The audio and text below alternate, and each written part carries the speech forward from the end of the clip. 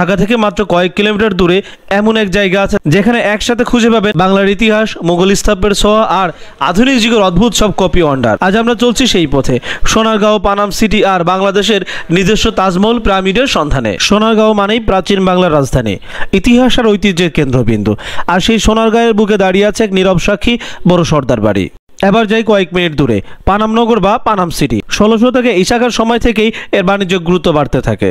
মুসলিম রপ্তানি কেন্দ্র ছিল পানাম সিটি। ইউরোপের বণিকেরা এখান থেকে কাপড় কিনে নিয়ে যেতেন সারা পৃথিবীতে। আজকের দিনে পানাম সিটি এক নীরব শহর। সোনারগাঁও ঘুরে বের হলেই কিছুটা দূরে চোখ পড়বে এক অদ্ভুত দৃশ্য। বাংলাদেশের মাটিতে দাঁড়িয়ে আছে এক অদ্ভুত তাজমহল আর পিরামিডের কপি। নারায়ণগঞ্জে নির্মিত এই তাজমহলটি মূলত পর্যটকদের জন্য তৈরি। আসল তাজমহল যেমন প্রেমের স্মারক, যদিও এর আসলের মতো আবেগ বা ইতিহাস নেই, তবুও যারা ভারতে যেতে পারেন না তাদের জন্য এক অদ্ভুত অভিজ্ঞতা। এর পাশেই রয়েছে মিশরের পিরামিডের প্রতিরূপ। বিশাল ত্রিভুজাকার স্থাপনাটি রাতের আলোয় আলাদা সৌন্দর্য পায়। তাহলে বলুন, কোনটা আপনাকে সবচেয়ে বেশি টানে? পানাম নগরে ভাঙা প্রাসাদ নাকি বাংলাদেশের তাজমহল?